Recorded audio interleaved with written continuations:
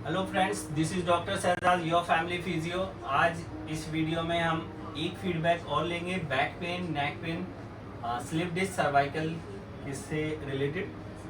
तो जी सर, क्या नाम है आपका? प्रदीप झा।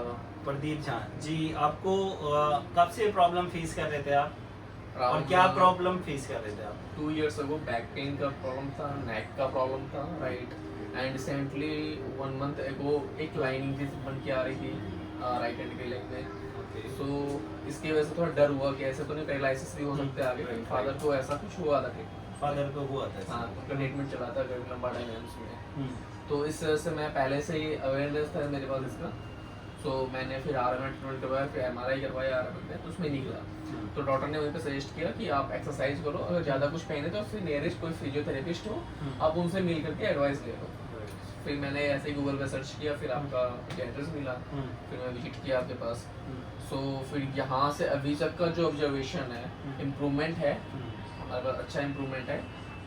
उसके बाद जो एक्सरसाइजेज बताई आपने, उसके बाद जो सिटिंग है, जो हमें कोई वेट उठाना है, कैसे उठाना है, बैठना है, कैसे बैठना है, अगर किसी से बात करना है, फ़ोन चलानी है, लैपटॉप चलाना है, तो कैसे चलाना है, मतलब ये सब चीज़ proper का हमको नॉलेज precautions मिला। बताइए। हाँ, इस सब चीज़ के नॉलेज मिला। पहले नहीं पता था, पहले हम ऐसे बैठ जाते, देखना वैसे बैठना है, चलना है ऐसे, ब्रश ऐसे करना है। पहले हम इस कंडीशन में थे, अब इस कंडीशन में हैं। बिकॉज क्या होता है ना, डॉक्टर का एक्चुअल काम ही ये है कि बड़ी प्रॉब्लम को आने से रोकना। राइट। ये काम नहीं है कि सर्जरी करना, कि भाई सर्जरी की नौबत ही ना पड़े। तो प्रॉपर पेशेंट्स एजुकेशन यही मेनली वर्क रहता है। तो इसी के लिए आपको गाइड किया गया होगा कि किस तरीके से आपको सोना है, कैसे उठना बैठना है, कैसे काम करना है, क्या चीज़ें खानी है, क्या नहीं खानी है, हाँ, ये नॉर्मल जो अपना वर्क है उसको किस तरीके से करना है। बिकॉज जब हम ये प्रिकॉशंस लेते हैं तो लॉन्ग टर्म रिकवरी होता है, Right. अदरवाइज वही सिम्टोमेटिक रहता है। तो सबसे ज़्यादा पेन किस एरिया में था यहाँ पे आपको?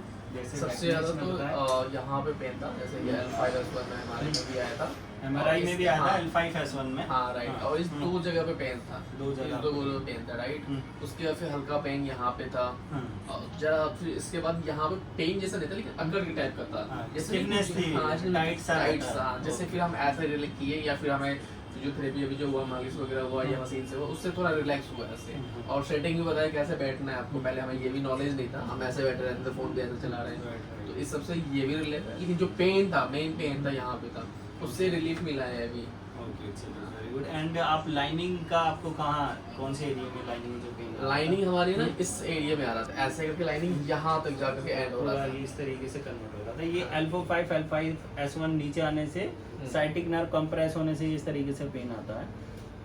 तो पेन अभी तो 1-2 दिन के बाद ही ये लाइनिंग हमें महसूस होना बंद हो गया है। 1-2 दिन के बाद ही आपको इसमें चेंजेस आए। चेंजेस आ गए, ये हमें नहीं पता चल रहा है, बट ये मेन था, तो ऑलमोस्ट अभी सही है ये अभी सही। कितने दिन हो गए आपको यहाँ फैमिली फिजियो क्लिनिक में ट्रीटमेंट लेते हुए? यहाँ पे भी आज 8 डे है, 7 डेज हो गए। 7th डेज आपने ट्रीटमेंट लिया या 7 सेशंस हुए आपके? 7 सेशन में जैसे सपोज कीजिए फर्स्ट डे आपको पेन था 100% के अराउंड, काफी सीवियरिटी थी, तो आज आपको कितना पेन है 7 डेज के बाद? 10% होगा, वो भी कभी कभी है। हाँ, 24 आवर्स में आप समझ लो 2 मिनट के लिए, 1 मिनट के लिए कभी कोई स्टेयर चल रहे हैं या फिर कुछ ऐसा झुक गया मैं, उसकी वजह से आता है, अदरवाइज फील नहीं होती। अदरवाइज फील नहीं हो रहा। तो आप कह सकते हैं कि आपको 1 वीक में ऑलमोस्ट 90 to 95% हाँ, चेंजेस आ गया, इम्प्रूवमेंट इम्प्रूवमेंट है है। इसमें। Okay okay. तो आपका जो ट्रीटमेंट किया अमित ठाकुर जी ने, अनस जी ने एंड डॉक्टर जया राजपूत ने, तो इनके ट्रीटमेंट से सेटिस्फाइड रहे आप? बिल्कुल, कैसा 5 रेटिंग है इनके लिए। 5 रेटिंग है, चलिए थैंक यू सो मच।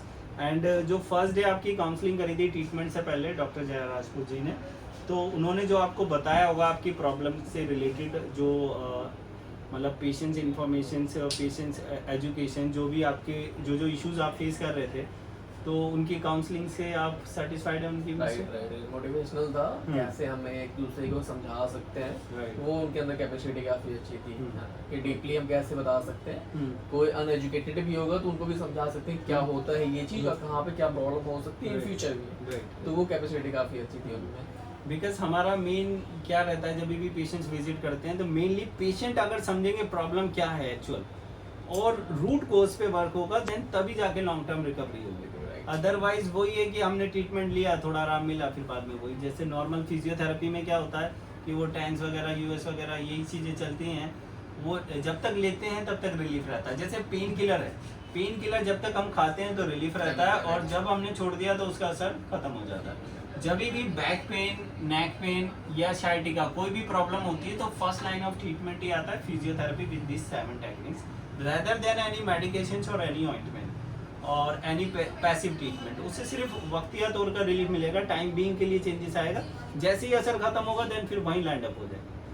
तो इसमें जो एक्चुअल ट्रीटमेंट है वो है एक्सरसाइजेस ही, वो अगर हम प्रॉपर करते हैं और सभी प्रिकॉशंस फॉलो करते हैं देन फिर ये प्रॉब्लम खत्म हो जाती है। जैसे आपने देखा अभी आपका 2 वीक्स का कार्ड बना था, राइट, और 1 वीक में ही आपका कहना है कि मैं ठीक हूँ सर, राइट, हाँ, कि 95% मैं ओके हूँ, ऑलमोस्ट मुझे कोई पेन नहीं है, सारी चीज़ें हैं। चलिए thank you so much. And आज के टाइम पे क्या है, ये वैसे भी ना नेक पेन, बैक पेन और साइटिका या फिर ऑस्टियोआर्थराइटिस या फ्रोजन शोल्डर बहुत कॉमन हो गया, बिकॉज आज के टाइम पे हम जो भी फूड लेते हैं सभी जेनेटिक फूड है, ऑर्गेनिक फूड नहीं है, ये भी एक रीजन है। फिजिकल वर्क नहीं है, सेडेंटरी लाइफ लीड कर रहे हैं, और डॉक्टर्स बहुत है, तो चॉइस ऑफ डॉक्टर सबसे मेन चीज़ है। अगर सही टाइम पे सही डॉक्टर को हम सिलेक्ट करते हैं तभी ये प्रॉब्लम खत्म हो। ठीक है, तो जो पेशेंट्स कई बार जो है ना इसी चीज़ को लेके परेशान रहते हैं कि किसे दिखाया जाए। तो जो लोग भी नेक पेन, बैक पेन या नीज पेन से परेशान हैं या डॉक्टर बदल बदल के ना उम्मीद ही खत्म हो जाती है, ये ठीक भी होगा या नहीं, ये L5S1 ऐसा है, बिकॉज सर्जरी जैसे ऑर्थो सर्जन रिकमेंड करते हैं, पेशेंट घर बैठ जाते हैं, सर्जरी नहीं कराना चाहते, ट्रीटमेंट भी नहीं लेते, देन वो problem day by day worst होता चला जाता है। तो उन लोगों को क्या मैसेज देना चाहेंगे आप फैमिली फिजियो क्लिनिक के ट्रीटमेंट के लिए, उन्हें क्या करना चाहिए? मेरा एडवाइस तो यही रहेगा कि अगर डॉक्टर ने सलाह की ऑपरेशन के लिए भी ना, तो आप ऑपरेशन को अवॉइड करें, क्योंकि ऑपरेशन सॉल्यूशन नहीं है, वो आफ्टर 4-5 ईयर्स से अराउंड 10 ईयर्स के बाद रिटर्न आ सकता है। So it's need to require to meet a family physiotherapy, and there are multiple branches, right?